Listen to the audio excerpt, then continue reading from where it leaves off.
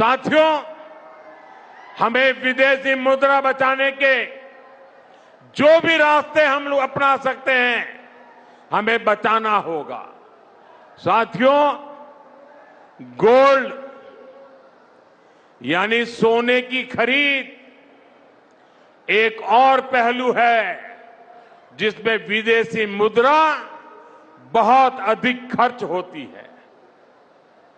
एक जमाना था जब संकट आता था, कोई युद्ध होता था, तो लोग देश हित में सोना दान दे देते थे। आज दान की जरूरत नहीं है, लेकिन देश हित में हमको ये तय करना पड़ेगा कि साल भर तक घर में कोई भी फंक्शन हो, कोई भी कार्यक्रम हो, हम सोने के गहने नहीं खरीदेंगे, सोना नहीं खरीदेंगे। विदेशी मुद्रा बचाने के लिए हमारी देशभक्ति हमें चुनौती दे रही है और हमें इस चुनौती को स्वीकार करते हुए विदेशी मुद्रा को बचाना होगा। नमस्कार दोस्तों, स्वागत है आपका इस चैनल पर। आज हम बात करेंगे एक बहुत महत्वपूर्ण विषय की, और वह विषय है प्रधानमंत्री नरेंद्र मोदी की हालिया अपील। उन्होंने देशवासियों से कहा कि 1 साल तक अनावश्यक सोना ना खरीदें, विदेशी यात्राएं टालें, जहां तक संभव हो वर्क फ्रॉम होम अपनाएं, पेट्रोल और डीजल की बचत करें और मेड इन इंडिया प्रोडक्ट्स को प्राथमिकता दें। दोस्तों, राजनीति में शब्द अक्सर संकेत होते हैं और शासन व्यवस्था में सार्वजनिक अपीलें कई बार आने वाले निर्णयों की प्रस्तावना बनते हैं। यदि इन संकेतों को वैश्विक परिस्थितियों, ऊर्जा संकट, युद्धों, बढ़ती महंगाई और भारत की आंतरिक आर्थिक चुनौतियों के साथ जोड़कर देखा जाए तो स्पष्ट दिखाई देता है कि देश एक कठिन आर्थिक दौर की तैयारी कर रहा है। यह मैं स्पष्ट करूंगा कि तैयारी कर रहा है, ना कि देश संकट से गुजर रहा है। तो अब सवाल है कि प्रधानमंत्री मोदी की यह अपील सिर्फ एक सलाह है या देश की अर्थव्यवस्था पर गंभीर दबाव का संकेत? क्या भारत में आने वाले दिनों में गंभीर तेल संकट होने की आशंका है? क्या ईरान युद्ध का असर भारत पर चिंताजनक असर डालने वाला है? क्या भारत के लोगों को चुनौतीपूर्ण दिनों के लिए तैयार रहना होगा? तो प्रधानमंत्री मोदी की इस अपील के बाद विशेषज्ञों, नेताओं और आम लोगों के बीच इस तरह की चर्चा शुरू हो चुकी है। तो आज हम देखेंगे कि अभी क्या हो रहा है, भारत पर इन सभी विषयों का क्या असर पड़ेगा, क्या देश में 1991 जैसे संकट के हालात हैं, विपक्ष का रवैया क्या है। इन सभी बातों पर आंकड़ों के साथ चर्चा करेंगे। प्रधानमंत्री मोदी ने हाल ही में राष्ट्र को संबोधित करते हुए कई अपीलें की। सोना खरीदना 1 साल के लिए टाल दें, अनावश्यक विदेश यात्राएं, विदेशी शादियां और छुट्टियां टाल दें, जहां तक संभव हो वर्क फ्रॉम होम करें, मीटिंग्स ऑनलाइन करें, ईंधन बचाएं, car pooling, public transport, EV का इस्तेमाल करें, मेड इन इंडिया प्रोडक्ट्स खरीदें, खाने के तेल और उर्वरकों का इस्तेमाल कम करें। तो सवाल है कि आखिर प्रधानमंत्री को इस तरह की अपील करने की जरूरत क्यों पड़ी? तो इसका मुख्य कारण है पश्चिम एशिया, ईरान, अमेरिका और इजराइल का युद्ध। इससे क्रूड ऑयल की कीमतें बढ़ी हैं। भारत 85% से ज्यादा तेल आयात करता है।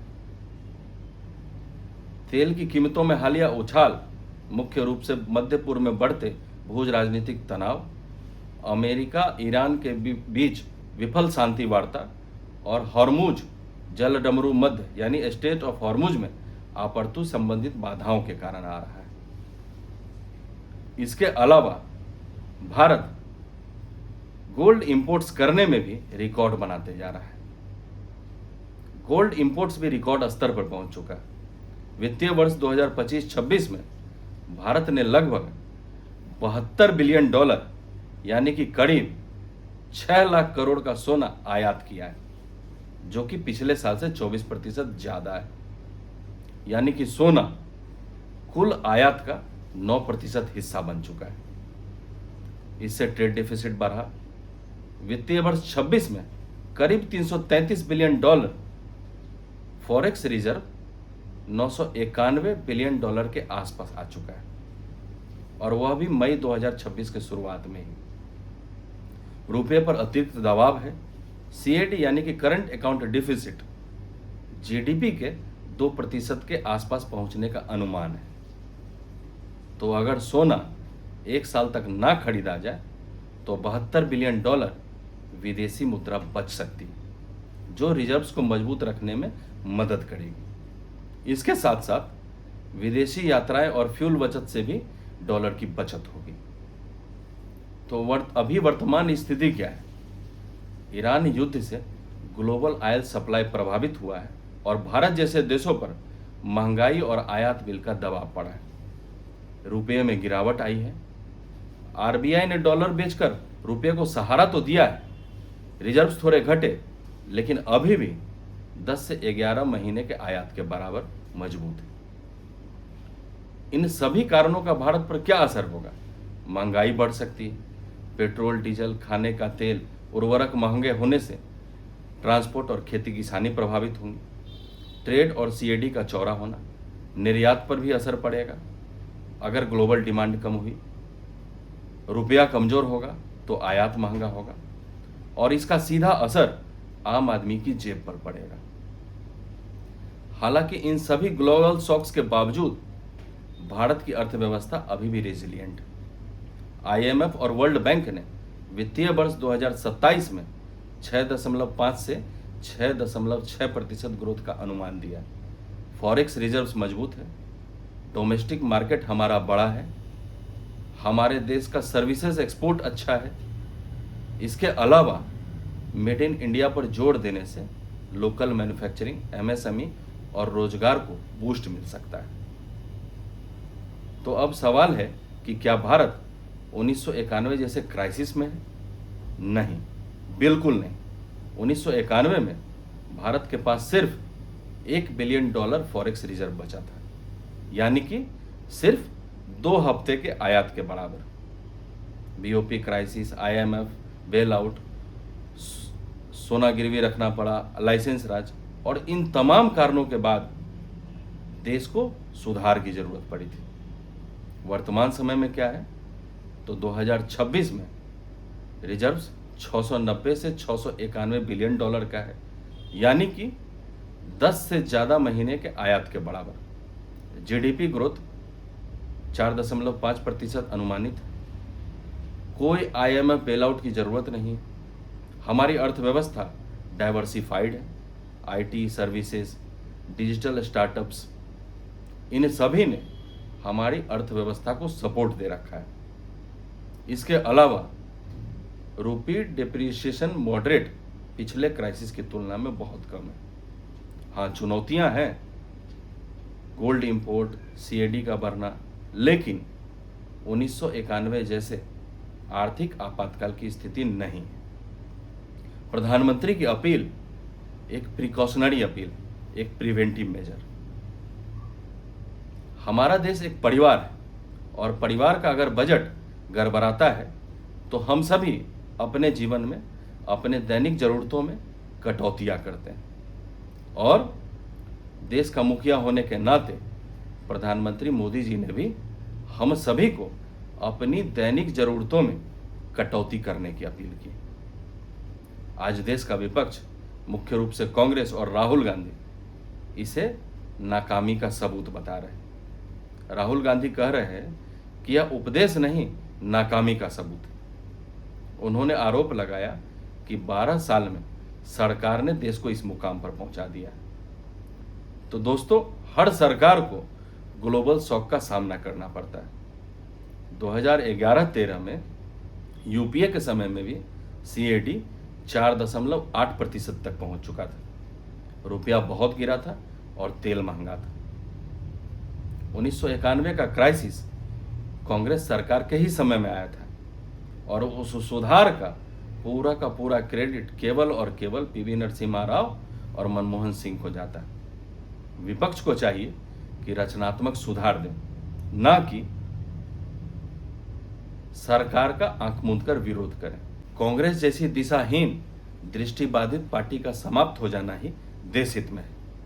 इस सत्ता लोलुप दल के पास न कोई नीति है, न नियत और ना ही कोई नेता। वंशवादी चापलूस पार्टी के पास राहुल गांधी के जैसा एक खोटा सिक्का है जिसे कांग्रेसी मार मारकर नेता बनाने पर लगे हुए हैं। लेकिन राजनीति और संसद में इतने वर्ष गुजर जाने के बावजूद न राहुल गांधी में नेतृत्व क्षमता विकसित हो चुकी है, न वो परिपक्व हो चुके हैं। यदि राहुल गांधी का जन्म किसी साधारण परिवार में हुआ होता तो यकीन मानिए वे अभी तक किसी लिपिक के साधारण नौकरी के लिए संघर्ष कर रहे होते। खैर छोड़िए, राहुल गांधी के आरोपों को क्या सीरियसली लेना। तो प्रधानमंत्री ने जितनी भी अपीलें की हैं, खास तौर पर 1 साल तक सोना न खरीदने की सलाह को लेकर लोगों में काफी रुचि दिख रही। भारत में सोना कोई आर्थिक संपत्ति नहीं है, बल्कि सांस्कृतिक और सामाजिक रूप से भी महत्वपूर्ण है। शादी विवाह से लेकर हर संस्कार तक इसकी उपस्थिति अनिवार्य मानी जाती है। फिर भी यह समझना जरूरी है कि सोने की खरीदारी कम करने से क्या फायदा होगा। भारत औसतन हर घंटे करीब 80 किलोग्राम सोना खरीदता है और अपनी जरूरत का लगभग 90% सोना वह विदेश से आयात करता है। इससे विदेशी मुद्रा भंडार पर दबाव पड़ता है। अनुमान के मुताबिक हम रक्षा क्षेत्र पर जितना खर्च करते हैं उसका तकरीबन आधा हिस्सा सोने के आयात पर चला जाता है। और सबसे बड़ी समस्या यह है कि सोना ज्यादातर तिजोरियों में बंद रहता है और उसमें लगा पैसा उत्पादक कामों में काम नहीं आता है। ऐसे में अगर सोने की खपत घटेगी तो देश की आर्थिक स्थिति मजबूत होगी और विदेशी मुद्रा की बचत होगी। प्रधानमंत्री की दूसरी अहम अपील घर से काम करने की संस्कृति को फिर से बढ़ावा देना। उन्होंने सभी कार्यालयों और कंपनियों से अनुरोध किया है कि जहां तक संभव हो वर्क फ्रॉम होम को बढ़ावा दें। इससे सबसे बड़ा लाभ ईंधन की बचत होगी, पेट्रोल और डीजल के आयात पर खर्च कम होगा और इसी के साथ उन्होंने पेट्रोल, डीजल और एलपीजी के उपयोग में भी संयम बरतने की सलाह दी। गौरतलब है कि पिछले 2 महीनों से भारत ने इनकी कीमतों को अपेक्षाकृत स्थिर रखा है, जबकि वैश्विक स्तर पर तेल की कीमतों में 40% तक की बढ़ोतरी हो चुकी है। दुनिया भर में कई ऐसे देश हैं जो पहले से ही वर्क फ्रॉम होम का मॉडल अपना चुके हैं। महंगाई और ऊर्जा संकट से निपटने के लिए यह नीति बहुत ही कारगर है। कोरोना काल में हमने इसे जान बचाने के लिए अपनाया था और अब इसे आर्थिक चुनौतियों से बचने के लिए इस्तेमाल करने का समय है। इसके अलावा प्रधानमंत्री ने निजी वाहनों की बजाय पब्लिक ट्रांसपोर्ट का इस्तेमाल करने, कारपूलिंग, गैर जरूरी विदेशी यात्राओं को टालना, इलेक्ट्रिक वाहनों और रेल सेवाओं को प्राथमिकता देने जैसी बातें की। अगर इन सुझावों को गंभीरता से अमल में लाया गया तो महंगाई के दबाव से काफी हद तक निपटा जा सकता है। देश की अर्थव्यवस्था बुनियादी रूप से मजबूत है, विकास दर अच्छी है और महंगाई पर काबू है, लेकिन ईरान संकट के कारण उपजी स्थिति चुनौतीपूर्ण है। ऐसे में व्यक्तिगत संयम के साथ साथ जरूरी नीतिगत समीक्षा भी महत्वपूर्ण है। जो लोग सक्षम हैं उन्हें आगे आकर इसकी जिम्मेदारी लेनी चाहिए ताकि कमजोर वर्ग को इस कठिन समय में पर्याप्त सहारा मिल सके। प्रधानमंत्री की अपील प्रिवेंटिव है, यह टेम्पोररी है और ग्लोबल क्राइसिस का सामना कलेक्टिव एफर्ट से करना है। प्रधानमंत्री की अपील राष्ट्रहित में, व्यक्तिगत समर्थन से राष्ट्र की ताकत बढ़ती है। हम सभी मेड इन इंडिया को सपोर्ट करें, अनावश्यक खर्च कम करें और सिर्फ अगर इन 2 चीज़ों को हम लोग अपने जीवन में अमल में लाते हैं तो यकीन मानिए भारत की अर्थव्यवस्था मजबूत रहेगी। भारत रेजिलिएंट है, लेकिन सतर्क रहना जरूरी है। 1991 की स्थिति नहीं है, लेकिन अभी चैलेंजेस हैं। तो इन चैलेंजेस को हमें आत्मनिर्भर Bharat, local manufacturing, renewable energy के माध्यम से अपॉर्चुनिटी में बदलना है। तो आज के लिए इतना ही। फिर मिलते हैं अगले अंक में किसी और विषय के साथ। तब तक के लिए इजाजत दीजिए। नमस्कार।